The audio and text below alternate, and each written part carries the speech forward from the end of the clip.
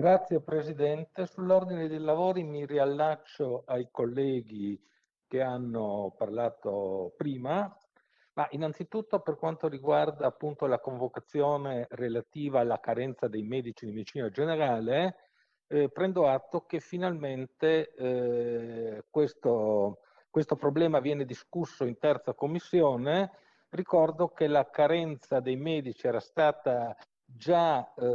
notata come un grosso problema nel gennaio, ma nel gennaio del 2020. Ci sono voluti circa 15 mesi per riunire la commissione. Non vorrei che adesso anche tutto il resto dei problemi, quelli enunciati da Ussai, avvenga nel 22, nel 23 o nella prossima legislatura. Ma ricordo che i problemi che noi dovremmo dibattere, e l'ho detto anche l'altra volta, evidentemente inascoltato, sono problemi che sono estremamente gravi e attuali. Noi veniamo da un recente periodo in cui la nostra regione è stata purtroppo la peggiore per quanto riguarda dati di incidenza Covid, ricoveri, mortalità. E Trieste fino a pochi giorni fa la quarta o quinta provincia italiana, appunto come record negativo. Allora, vogliamo, come commissione che si occupa di sanità, occuparci di questi problemi? O la commissione è semplicemente un paravento che deve semplicemente coprire tutta la polvere messa sotto il tappeto dall'esecutivo? Grazie.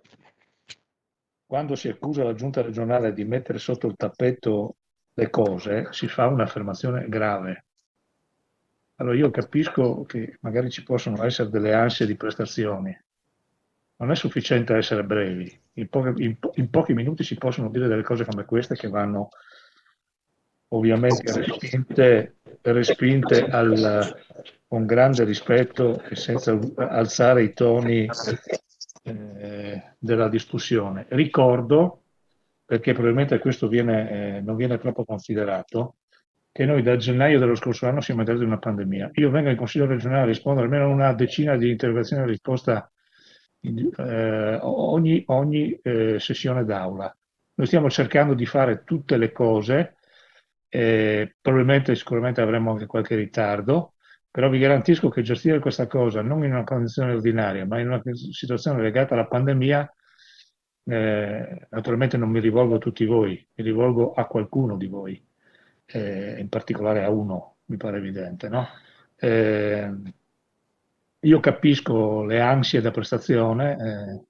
capisco che magari sia molto tempo a disposizione, però quel tempo a disposizione lo possiamo mettere,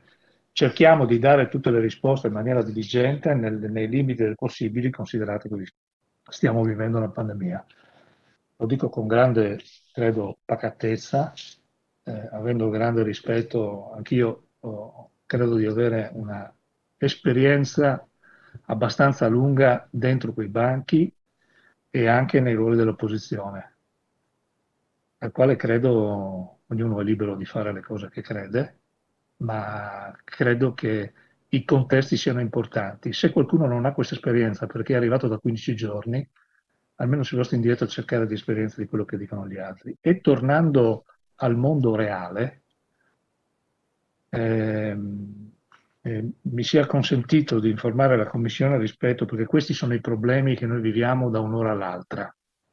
Giusto per rendervi partecipi della situazione, della difficoltà che chi lavora in questo momento attorno a questa storia sta vivendo, faccio l'ultimo esempio rispetto ai problemi con i quali non si riesce a rispondere come qualcuno pretenderebbe. Noi ieri alle 19:15 riceviamo una convocazione urgente da parte del Consiglio dei Ministri di una riunione con i due ministri delle regioni e della sanità, insieme con il commissario straordinario Figliuolo e il capo della protezione civile. Vediamo che viene convocata per le 20, questo per le 20, vediamo che viene convocata all'Istituto Superiore di Sanità alle 21 una conferenza stampa che evidentemente tutti interpretiamo abbia a che fare con la posizione che l'EMA qualche decina di minuti prima assume in ordine alla valutazione che fa dell'utilizzo del vaccino, chiamiamolo così per facilità di denominazione, ex AstraZeneca, oggi Vaxzevria. Ecco, quindi da un momento all'altro cambiano le cose. Questo è il lavoro che da un anno, i ritmi con i quali noi siamo chiamati a capire, interpretare, perché poi guardate che la declinazione tra quello che appare e quello che è la vita reale, delle incidenze sull'organizzazione delle aziende, della vita delle persone, non è una cosa automatica come qualcuno pretenderebbe di far passare. E lo dico con grande rispetto nei confronti di buona parte di tutti coloro che sono seduti lì e che fanno doverosamente il loro lavoro. Ma al di là di queste considerazioni, quello che mi sembra importante dire è che ieri sera ci è stata anticipata quella che è stata una circolare che è arrivata nel corso della notte, che è firmata dal direttore generale della prevenzione del Ministero della Salute, la quale testualmente dice che il vaccino AstraZeneca è approvato a partire dai 18 anni di età sulla base delle attuali evidenze, tenuto conto del basso rischio di reazioni avverse di tipo tromboembolico a fronte della elevata mortalità da Covid-19 nelle fasce di età più avanzate. Si rappresenta che è raccomandato un suo uso preferenziale nelle persone di età superiore ai 60 anni. In virtù dei dati ad oggi disponibili, chi ha ricevuto una prima dose del vaccino, chiamiamolo ex AstraZeneca per facilità, può completare il ciclo vaccinale col medesimo vaccino. Quindi voi non credo che sia necessario dirvi che cosa può aprire attorno a questa cosa. Ci sono raccomandazioni, la posizione delle regioni è una posizione che dice diteci che cosa dobbiamo fare. Naturalmente ci sono tutta una serie di misure precauzionali che vengono declinate all'intorno di questa circolare che arriva direttamente dal direttore della prevenzione del Ministero. A me corre l'obbligo di informarvi che nel corso della notte e della prima mattinata si sono riunite le cabine di regia e hanno dato le disposizioni a seguito di questa circolare, della discussione che c'è stata e di tutte le valutazioni che sono state fatte, innanzitutto sulla base delle disposizioni che ci arriveranno, non sono ancora formalizzate, ma sono state anticipate nel corso della nota del generale Figliuolo, dell'apertura delle agende con utilizzo ex AstraZeneca a tutti i cittadini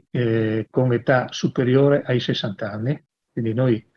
da domani apriremo le agende per fare questo e in ordine a questo tipo di circolare è stato definito che per le categorie sotto i 60 anni, dove ovviamente non viene formalizzato un divieto, ma lo ripeto, viene indicato un uso raccomandato, un uso preferenziale per le persone superiori ai 60 anni, vuol dire che sotto i 60 anni noi consideriamo, abbiamo deciso di intervenire considerando caregiver e conviventi sostanzialmente allineandoli, tenuto conto della condizione della vulnerabilità e della fragilità al pari degli operatori sanitari e sociosanitari, e quindi a queste persone procederemo con la vaccinazione utilizzando Pfizer e Moderna al di sotto dei 60 anni. Mentre per tutti coloro che si sono già prenotati o relativamente sotto i 60 anni, la categoria AstraZeneca, qualora attraverso questo tipo di raccomandazione chi decide, perché è raccomandato, non è obbligato,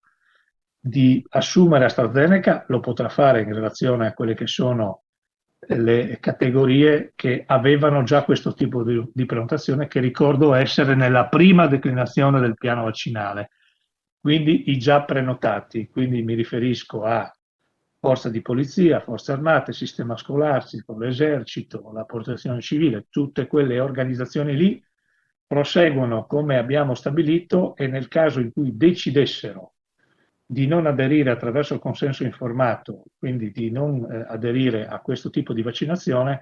ovviamente si mettono in coda al pari di tutti gli altri. Per quanto riguarda le persone al di sopra dei 60 anni, si procede come abbiamo definito, quindi non cambia nulla perché la raccomandazione riguarda le persone al di sotto dei 60 anni. Ecco, credo che questa sia un'informazione importante che cercheremo di veicolare e immagino che questa creerà molta confusione nel corso della giornata, come si sta accadendo in tutte le regioni italiane con le quali siamo in collegamento costante per tutto e in particolare su questa vicenda. Venendo invece alla norma che è inserita e per la quale dopo un'ora introduciamo rispetto all'ordine del giorno, la norma è abbastanza semplice, riguarda una proroga dei termini per quanto riguarda la scadenza degli accreditamenti alle strutture private, una durata di 6 mesi in più relativamente alla capacità di consentire ai valutatori, anche con forma documentale, di poter riconfermare o meno questa condizione di accreditamento, considerato che viviamo una condizione di pandemia e quindi evidentemente che tutta questa attività subisce dei rallentamenti in ordine burocratico e soprattutto di agibilità del personale a poter raggiungere tutte le strutture accreditate in momento di Covid. Quindi la norma mi sembra abbastanza semplice e chiara, ma se qualcuno ritiene di dover avere delle spiegazioni attorno a questo, naturalmente resto a disposizione. Grazie Presidente.